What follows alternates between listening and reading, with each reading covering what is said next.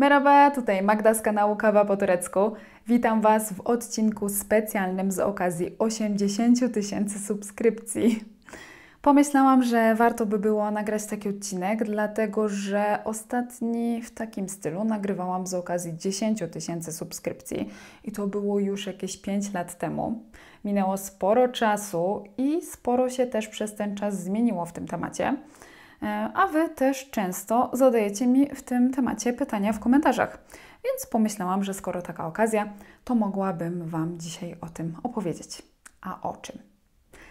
Opowiem Wam dzisiaj o tym, bez czego nie byłoby tych vlogów. To znaczy, pokażę Wam wszystko to, co pomaga mi te vlogi dla Was nagrywać, a później je obrabiać i robić wszystko to, co trzeba robić, zanim vlog trafi dla Was na kanał na YouTubie. Także jeżeli jesteście ciekawi, to zapraszam do oglądania. Dzisiaj nie będę Wam pokazywać takich typowych kulis pracy, jak to wygląda, ile czasu trwa cały montaż i jak się to wszystko robi, bo to wszystko pokazywałam właśnie w tym odcinku, o którym na początku wspomniałam, w tym odcinku z okazji 10 000 subskrypcji i jest parę drobnych zmian od tamtego czasu, ale o nich po prostu tutaj wspomnę, a sam proces montażu myślę, że cały czas jest aktualny, więc jeżeli to Was ciekawi, to wróćcie sobie do tamtego filmu, ja Wam wrzucę do niego link w przypiętym komentarzu. A teraz już o sprzęcie, o gadżetach, o programach i tego typu rzeczach. Tylko zanim przejdę do rzeczy, to chciałabym zaznaczyć, że to nie jest żaden odcinek sponsorowany, a szkoda. Żadna to współpraca, nikt mi za to nie zapłacił. Wszystko to, co Wam dzisiaj pokażę, kupiłam z własnych funduszy i chcę Wam o tym powiedzieć po prostu dlatego, że z tego wszystkiego korzystam, mam to wszystko przetestowane, jest to wszystko sprawdzone i bardzo jestem z tego wszystkiego zadowolona i chcę się tym z Wami po prostu podzielić, bo może komuś z Was się to przyda. Dobrze, ale słuchajcie, taka jest prawda, że jeżeli dopiero zaczynacie swoją przygodę z YouTube'em, czy jakimiś innymi mediami społecznościowymi, czy po prostu chcecie coś nagrywać dla siebie na pamiątkę, to naprawdę na początku nie trzeba w nic inwestować. Bo moim zdaniem najlepsza kamera to jest ta, którą macie przy sobie w telefonie, który już posiadacie. Sama też bardzo długo z tego korzystałam. Na początku nagrywałam vlogi starym Samsungiem. I miałam do tego tylko jakiegoś takiego zwykłego tripoda, który po kilku miesiącach się połamał i miałam później nogi od niego sklejone jakąś taśmą.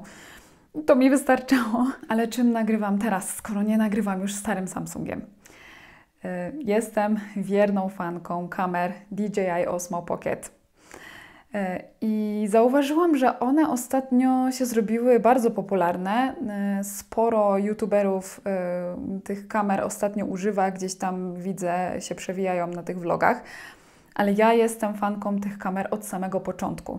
Jak tylko wyszła pierwsza wersja tej kamery, to ja ją od razu kupiłam i byłam nią tak zachwycona, że później jak tylko wychodziła kolejna wersja, to zmieniałam na kolejną wersję, więc miałam też drugą wersję. No i jak tylko wyszła trzecia, no to zmieniłam parę miesięcy temu na trzecią wersję, tą najnowszą i podejrzewam, że jak wyjdzie czwarta, to znowu zmienię. Dlaczego jestem tak zachwycona tymi kamerami? Słuchajcie, to są idealne kamery do vlogów i dla osób, które są nieśmiałe. Słuchajcie, mimo tego, że ja nagrywam już prawie 6 lat, to i tak jak nagrywam w miejscu publicznym, to cały czas się dosyć krępuję. Szczególnie, kiedy widzę, że przechodnie na mnie spoglądają. I taka kamera jest w takim przypadku świetnym rozwiązaniem, bo nie zwracacie na siebie aż tak dużej uwagi, jak gdybyście mieli w ręce większą kamerę. Ona jest malutka, więc praktycznie jej nie widać, jak się ją trzyma w ręce. I w związku z tym, że jest taka mała, no to też łatwo ją zawsze zabrać, mieć ją przy sobie, ona się wszędzie zmieści. Więc no, to jest największy plus tej kamery. A mimo tak małego rozmiaru naprawdę nagrywa w świetnej jakości, co zresztą widzicie, jak oglądacie moje vlogi. Często właśnie się o to pytacie, czym nagrywam, że te vlogi tak dobrze wyglądają. No właśnie tą kamerą. Mało tego, ta kamera ma świetną stabilizację obrazu. Ja uważam, że to jest najważniejsze w nagrywaniu vlogów. Mi osobiście bardzo przeszkadza, jak ktoś nagrywa vloga i ten obraz cały czas się trzęsie, bo nie ma dobrej stabilizacji. Ja się wtedy nie mogę skupić na tym, co oglądam, bolą mnie oczy. Więc to jest moim zdaniem bardzo ważne. No a w tej kamerze stabilizacja obrazu jest idealna, dlatego że to nie jest stabilizacja taka cyfrowa jak w telefonie, tylko stabilizacja mechaniczna, dlatego że ta kamera ma wbudowany gimbal, czyli po prostu taki silniczek, który powoduje wytracanie tych wstrząsów podczas chodzenia czy ruszania kamerą i obraz jest idealnie stabilny, więc to też duży plus.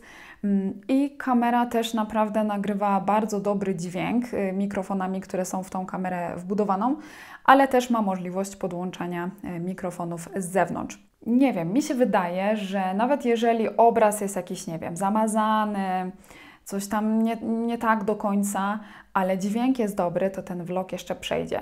A jak vlog jest ładny, ale nie słychać, co ta osoba mówi, no to nie wiem, no nie da się po prostu tego oglądać. Więc od samego początku zwracałam uwagę na to, żeby był dobry dźwięk w moich vlogach. No i właśnie mam różne mikrofony. Mam mikrofon, który jest dołączony do kamery DJI Osmo Pocket. Mikrofon z tej samej firmy, jest to mikrofon bezprzewodowy i on mi się bardzo dobrze sprawdza, jak nagrywam vlogi na zewnątrz, dlatego że nie muszę chodzić z żadnymi kablami, więc to się świetnie sprawdza na dworze, ale osobiście nie podoba mi się to, jak ten mikrofon wygląda, jak się go przyczepi do bluzki. No jest dość duży.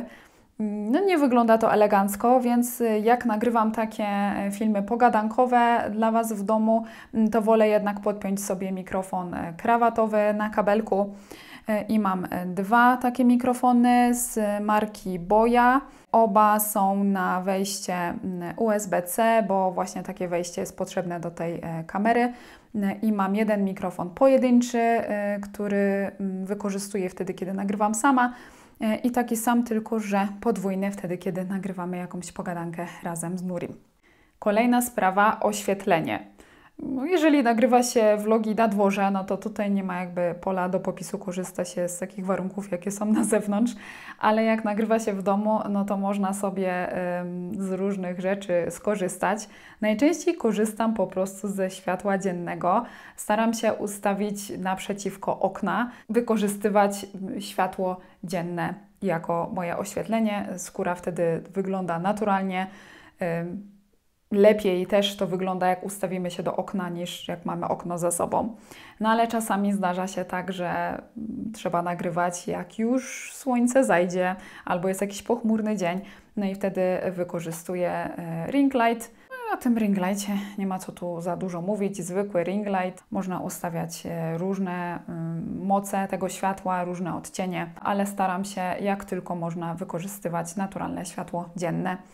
To zawsze wygląda lepiej. Jak nagrywam takie właśnie siedzone pogadanki, czy jakieś takie ujęcia, gdzie no, potrzebne mi są obie ręce, nie mogę kamery w ręce trzymać, no to korzystam z tripoda. Wcześniej miałam po prostu tu, jak widzicie, taki zwykły, jeszcze tutaj ta taśma, o której Wam wspomniałam, a teraz mam taki trochę już porządniejszy. Wolałam właśnie taki, dlatego że on się nie chwieje, nie buja, obojętnie jakbym kamerę nie ustawiła, to w żaden sposób on się nie przechyla, więc z tego jestem zadowolona. Ale zdarza się też czasem tak, że trzeba tripoda zabrać ze sobą w trasę. No i taki wielki, no to przecież no bez sensu, to niewygodnie z tym chodzić, ciężkie to. Więc mam też taki tripod mniejszy, rozkładany. Leciutki jest, nie zajmuje dużo miejsca, a przydaje się zarówno podczas nagrywania kamerą, jak i przy robieniu zdjęć, bo z telefonem można go połączyć przez Bluetooth i wtedy do tego jest pilot. Jak widzicie gdzieś tam jakieś ujęcia, że chodzę, a nagrywam tego vloga sama, no to właśnie w ten sposób to nagrywam. Stawiam po prostu sobie gdzieś tego tripoda i z tego korzystam, jak nie ma mnie kto nagrać, ale też przydają się czasami po prostu takie wkręcane tylko do kamery nogi. żeby gdzieś tą kamerę móc sobie postawić i z tripoda nie korzystać, ale jednak, żeby ta kamera stabilnie stała, nam się nie przewracała. Ale jeszcze jedna rzecz, która mi się bardzo przydaje podczas nagrywania vlogów na zewnątrz. I tego się pewnie w tym zestawie nie spodziewacie, bo chodzi mi o nerkę. Zawsze ją zabieram, jak wiem, że będę vloga na zewnątrz nagrywać, bo wtedy mam wszystko pod ręką, wszystko mi się mieści.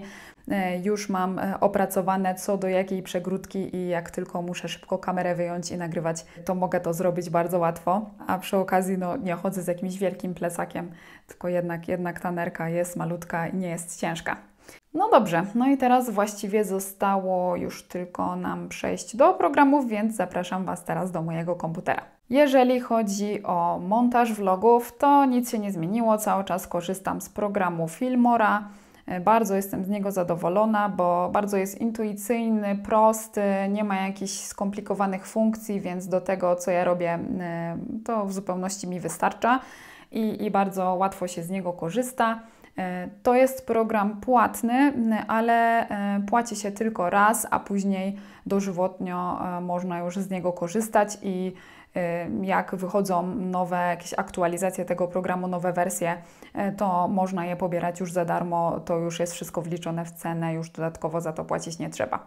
A jak już mówimy o montażu filmu, to warto by było wspomnieć też o muzyce, z której korzystam podczas tworzenia vlogów, bo tutaj jest drobna zmiana od tamtego czasu, kiedy nagrywałam ten poprzedni odcinek o montażu.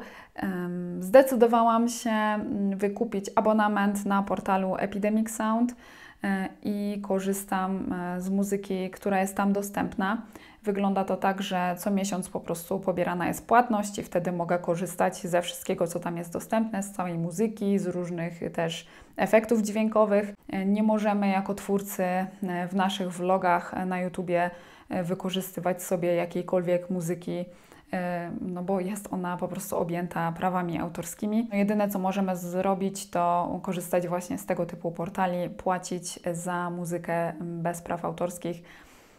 No i niestety na tych portalach nie wszystko jest dostępne, także no mam nadzieję, że może kiedyś turecka muzyka będzie tam dodana.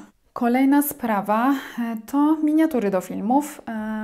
Miniatury tworzę na stronie Canva. Można sobie łatwo wybrać od razu ten format miniatury na YouTubie, od razu wtedy jest odpowiedni rozmiar. I ostatnia sprawa, napisy do filmów. W tamtym odcinku, o którym już wspominałam, pokazywałam Wam, ile czasu zajmuje tworzenie napisów do filmów.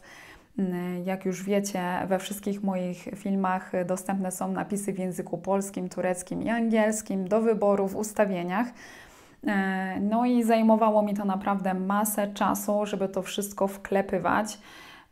Czasami trwało to dłużej niż nagrywanie i montowanie samego vloga. Więc też ostatecznie zdecydowałam się na zainwestowanie w pomoc w tym.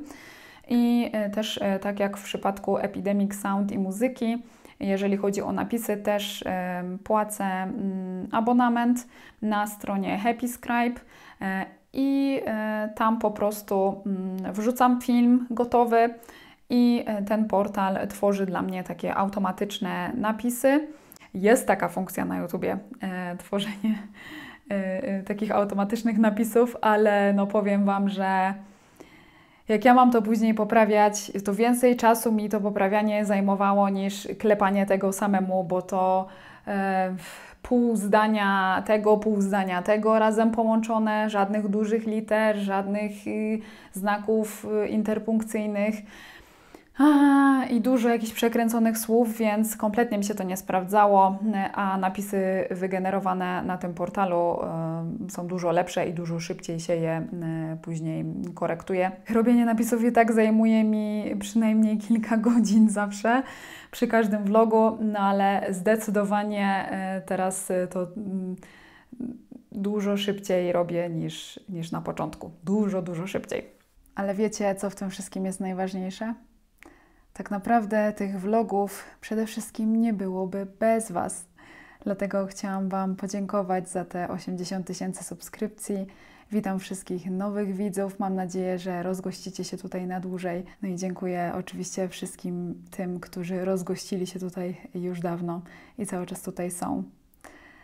Mam nadzieję, że będzie nas cały czas przybywać. Robię ten kanał przede wszystkim dla Was, oczywiście, kochani. To wszystko, co chciałam Wam tutaj powiedzieć. Jeżeli wśród Was jest ktoś, kto też tworzy na YouTubie czy na innych mediach społecznościowych, to dajcie znać, co Wam się sprawdza, jakie Wy macie wskazówki, jeżeli chodzi o takie techniczne sprawy. A my widzimy się już niedługo w następnym vlogu. Do zobaczenia. Görüşürüz.